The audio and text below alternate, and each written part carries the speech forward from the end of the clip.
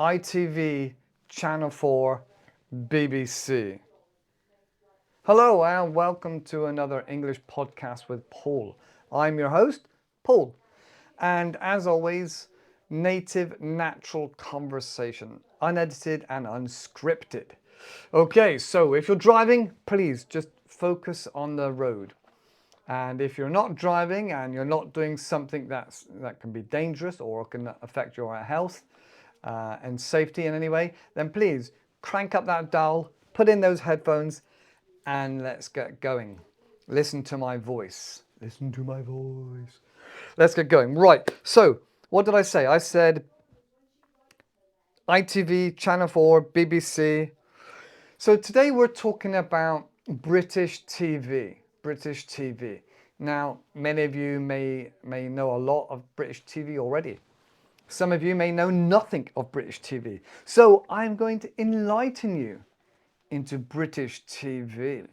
Award-winning TV and known throughout the world. Now, I'm going to go through a list of them in a moment. And some of these shows you may have heard of and go, oh yeah. And other shows you may go, never heard of that, no idea.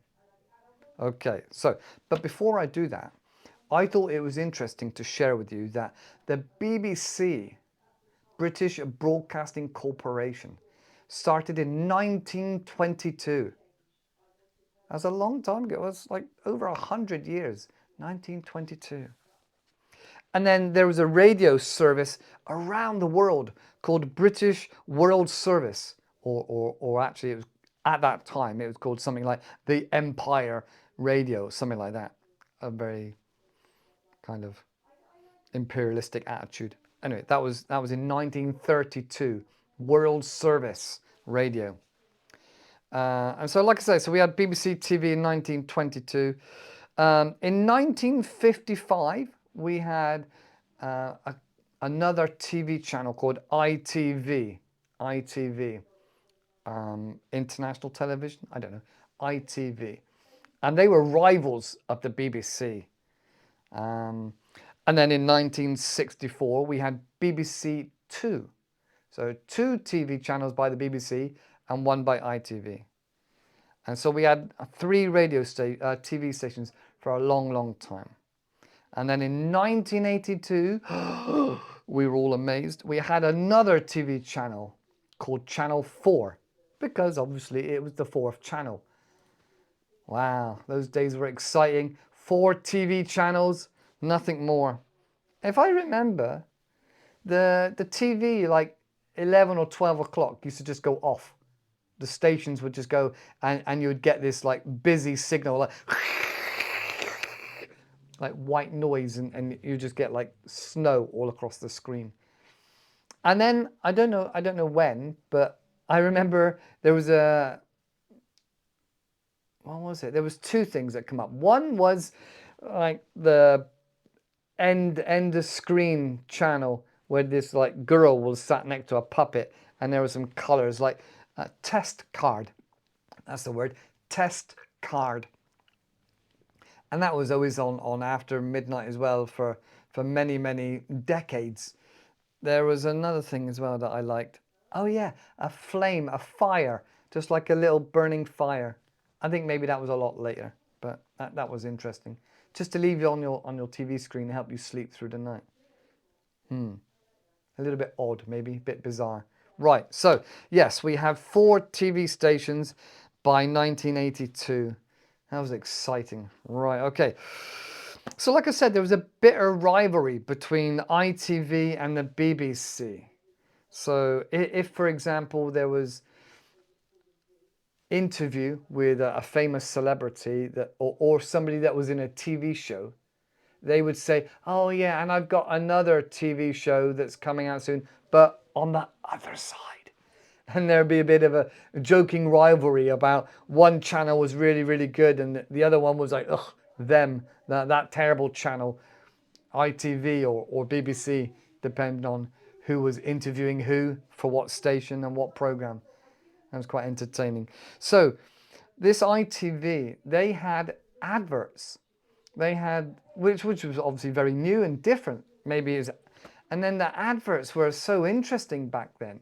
They were like for toothpaste, Colgate, you know, or other bizarre things, you know. And so watching maybe 30 seconds of advert to get you to buy this product was unusual and different to those people that have been watching TV for the last, I don't know, 25 years before that. And so the BBC didn't have adverts because you had to pay for a license. And if you live in the UK, you have to pay for a TV license. And if you don't have a TV, they state you should pay for a radio license to be able to receive these signals across the airway. So now actually a lot of TV is not broadcasted across the airwaves, but streamed directly or via the internet into your house, and or it is broadcasted with a digital signal and not the old analog signal. So it is broadcasted, but in a different way, different format. So this licensing is now it's £11 a month, or might have gone up. Maybe it's 120, something like that. And get this, right? The funny thing is, if you're blind, you get a discount, and it then goes down to like £75 because you could still listen to this service. The audacity. Oh, charging a blind person 75, £80 to listen to TV. It's cheeky, isn't it? The audacity. The brass neck. Oh, the BBC. The BBC do some really great, amazing work. And yet, on the other hand, should we be paying for a license? Now, I haven't bought a license for many, many years because I'm often traveling or I've moved locations and things like this. I don't believe that we should have to pay a license in this day and age. I think the BBC's licensing scheme is antiquated. And often there was always threats that, oh, we'll take you to court and you've got to pay a fine, yada, yada, yada, blah, blah, blah. But very rarely did that happen because you'd have to allow them access to come into your your accommodation, your residence, to see if you actually had a TV. And they didn't have the power to come in without a policeman with a warrant. And so that was very rare, but they did try and scare you into it and buying a license. Even students at university, if you had a locked door, you were supposed to have a TV license. But many students didn't bother back in the day. I think they're a bit more hot on it nowadays, and they try to intimidate you into buying a license. Anyway, the BBC does do some amazing, great work and TV shows and entertainment, and a lot for charity and for news, politics, and lots of people around the world. Now, I'll get on further to learning English, but the BBC do a lot for foreign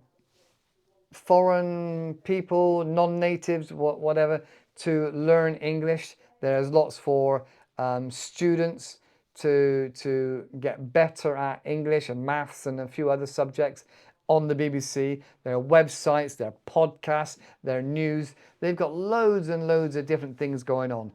Lots of fingers in pies, you might say, or irons in the fire. Right, so the BBC, their rivalry, ITV, Channel 4, lots of things going on. Okay, so let's have a look at the list of TV shows. Maybe you know some of them. So one of the longest running drama shows, what do we call it, a series, is Coronation Street. Coronation Street. I think that's been going like 25 years or more. And then EastEnders. EastEnders is very popular because it's based in London and there's lots of nitty gritty drama and fighting and relationship triangles all going, all going on. Lots and lots of excitement. And many women in the UK love drama and excitement. Okay. Now, I will go back and talk about my childhood, and there are a few TV shows that are quite prevalent in my childhood and TV career or TV digesting career. And things were like Open All Hours, which was a really funny comedy about a younger lad working in a shop that was open for lots and lots of hours. Hence it was called Open All Hours. Some really great comedians in that TV show. And then there was the well-known Only Fools and Horses. Now, if you're learning English, and no matter what level you're at, Only Fools and Horses is a must watch. There are many, many series and years of this program, and some of it is very easy and basic to understand. You can follow along. So Only Fools and Horses, absolutely amazing British comedy. It is really second to none. All right, now for those of you that are a little bit more intellectual and further advanced and like to get into some crime thriller, back in the day we had Inspector Frost, or just Frost, again with David Jason, who was in those two last programs I mentioned, Only Fools and Horses and Open All Hours. Frost. And then Inspector Morse with John Thor. I think it's John Thor. Again, Darling Buds of May. I say again because that had David Jason in again. So David Jason spent quite a few decades on our TV. So that Open All Hours and Only Fools and Horses, those programs were around for a long, long time. Darling Buds of May, not quite as long, but still brilliant work with David Jason. Now, what about a TV show back in the day that I really enjoyed? I think it was in late 80s, early 90s. It was called Cracker. And it was a psychological sort of thriller. And I mention this because it had Robbie Coltrane in it. Now, for those of you that don't know Robbie Coltrane, he was in Harry Potter as Hagrid. You know, that big hairy beast? Looks a little bit like me with my beard and hair. Hagrid. Hagrid is Robbie Coltrane. And if you like him, he was very good in Cracker. He was also in a film called Nuns on the Run. That's, again, another great British comedy. Now, just as a bonus, before I forget, just a bonus tip would be Monty Python. Wow. Wow. Anybody that hasn't watched Monty Python, you don't know comedy until you've watched Monty Python. That is like the Bible of comedy from Britain. It was the best starting place for somebody to understand comedy. Amazing. Right, okay. Now going back to my childhood again, we had a program called Grange Hill, and that was based in a school. And there's lots of drama and bullying and lots of interesting topics going on. It was, you know, quite fast paced. Grange Hill, back in the day in the 80s. Going further back, there was a TV show called Crossroads. And then we had one called Rising Damp. Now looking back, it is quite racist, but it was of the era, it was of the time. It was the 70s and 80s. Quite funny. And it's interesting as a cultural reflection of how we viewed the world back in the 70s and 80s. Quite interesting just from that cultural perspective. Rising Damp. And then back in that same sort of time we had On the Buses, where it was literally a cheeky man that was a bus driver, and he would sneak off on his around his route and sneak off and go home and see his girlfriend and things like that. And then there was the conductor that would and a clipper. Oh, and lots of capers and calamities. That's it. Calamities and capers and calamities and shenanigans on the buses. Okay, Bullseye. Now that was a TV show about a game show about how you could win prizes, and it was based around darts. Darts is where you throw this pointy metal thing at a dartboard and score points. That was really famous back in the 80s. Another one was Blockbusters with Bob Honus, and that was a game show of like 3 or 4 students trying to work their way across this digital board to win the game, getting across the board. And the questions would be based on a letter on this board. Sounds very basic now when I describe it. But that was Sunday afternoon for many people in the 80s. And then one of the best TV shows was Blue Peter. Now, Blue Peter ran for decades, from like the 60s right through to the 90s. It was a really big TV show for children and of all ages. They would show you how to make things. They would show you about gardening. They would show you about so many different things going on. It was a really broad TV show. And lots of people really enjoyed it. Now, they used to give out as well Blue Peter badge. You used to get a badge if you've written into the TV show or maybe you've done something good. So you can now still buy Blue Peter badges like on eBay or on other auctioning sites. There they are, quite good to get hold of one of those. All right. So that was Blue Peter. Another TV show, a bit more grown up, of the 80s, Birds of a Feather. Birds of a Feather. And that was about 2 women living together. Both their men had gone to prison. And they had to deal with like the bills and everyday life and their kids and things like this. It was quite fun. But talking of prison, there was another TV show called Porridge. And that had Ronnie Barker in it, who was also in Open All Hours. Again, a great British comedian. Porridge. And that was about what life was like living in prison. And it was obviously a comedy, so it wasn't accurate, but it was quite interesting. So that one was Porridge. And now many people out there will know Downton Abbey. Downton Abbey. They really like it in the US. People in America really enjoy Downton Abbey because it's a bit like aristocracy of Britain back in the I don't know, 1930s, something like that. So that's quite well known, Downton Abbey. But more recently, we have a TV show called The Crown with Olivia Colman. And there's a few seasons of that, kind of depicting the royal family and the government over decades. That's a really good watch. It's very interesting. Played really well. I'm really surprised at how good the actors are in that TV show. And then we've got Doctor Who.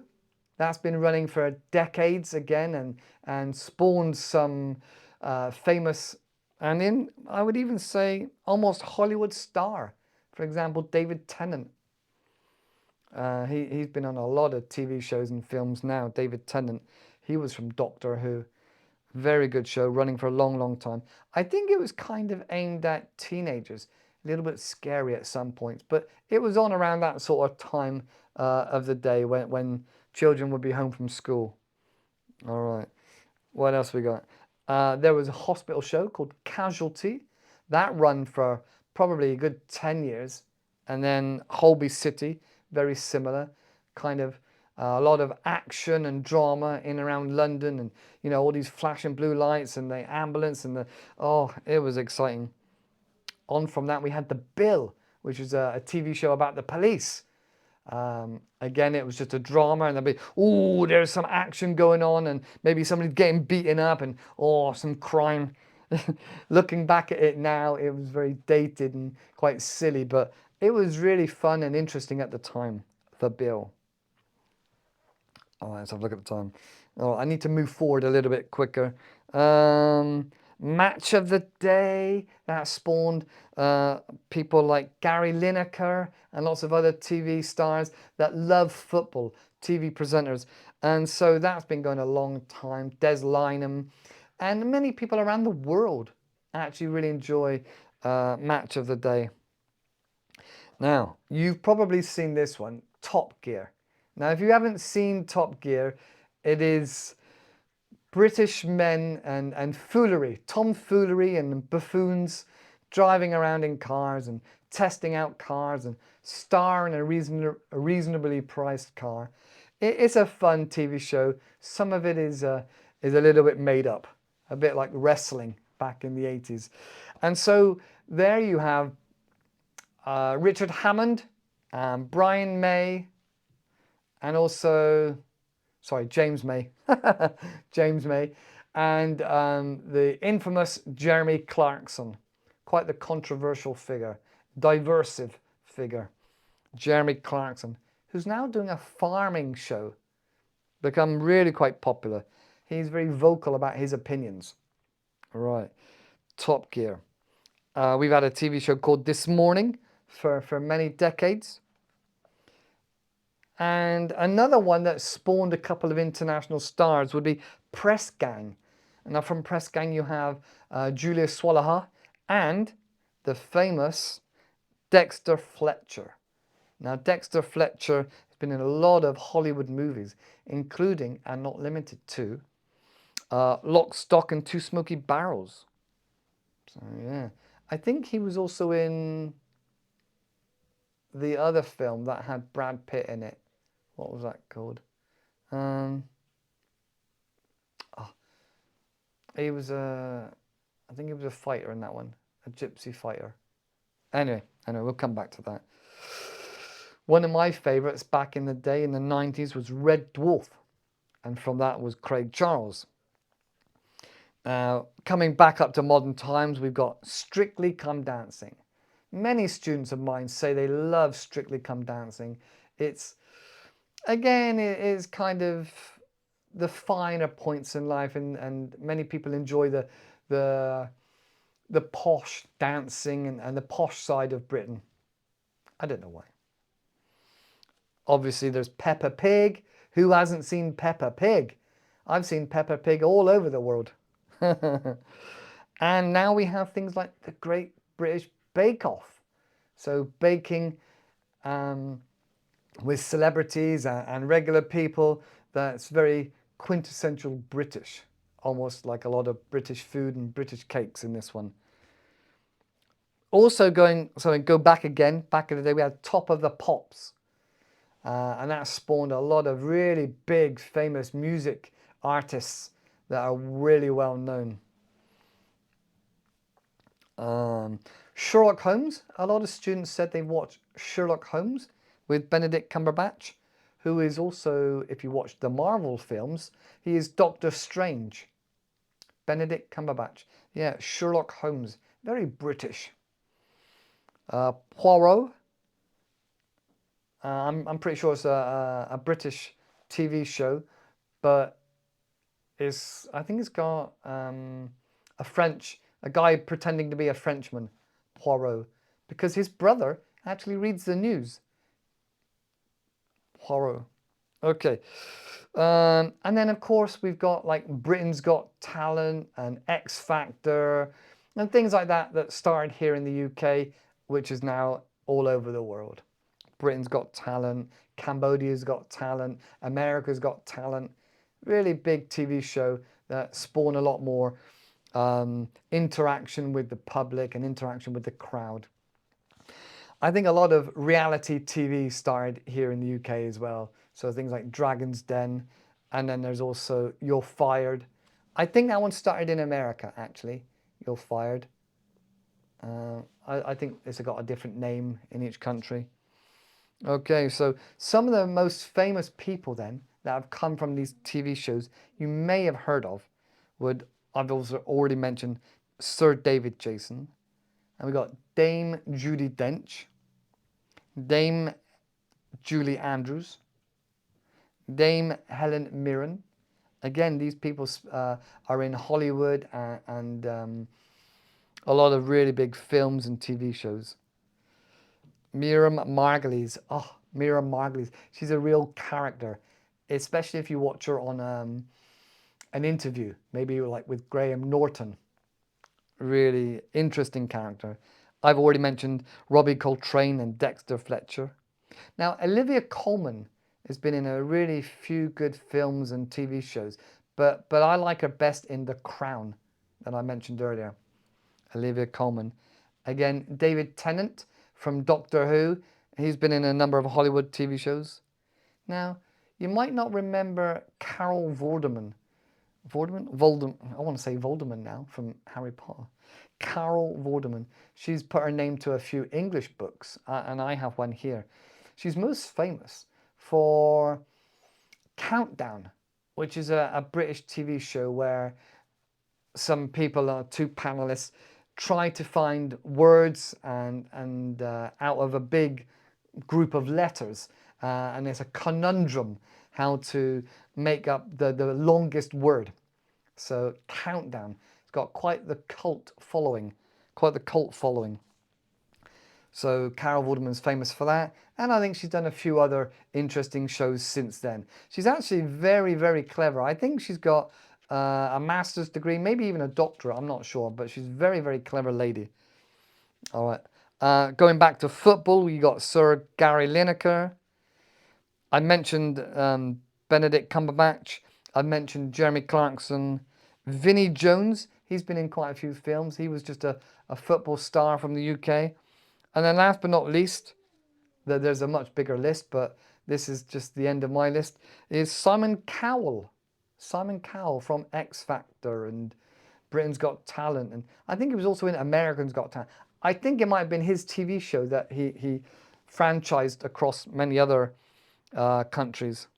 So yeah, so that's just a handful of the talent, the acting talent we've got coming out of the UK. Now, like I said, this list isn't exhaustive. If you know of any other amazing, talented British people, then mention them down in the comments below. Now, it's not just about Britain. What about your country? What about your favorite actor or actress from your country or another country that you really, really love? And anything that they're in, you have to watch it. Let me know. Who are they? Let me know. Are they a celebrity? Are they an actor or an actress? What makes them so special? Do you look up to them as heroes? I don't know. Let me know. And then one day I'll tell you my favourite actors, my favourite English actors. There we go. Anthony Hopkins. Oh, right. I'm going to wrap it up there. That's it for me for today. And as always, have fun learning, otherwise you won't learn. Take care, have a great time, and I'll see you in the next video. Bye-bye for now.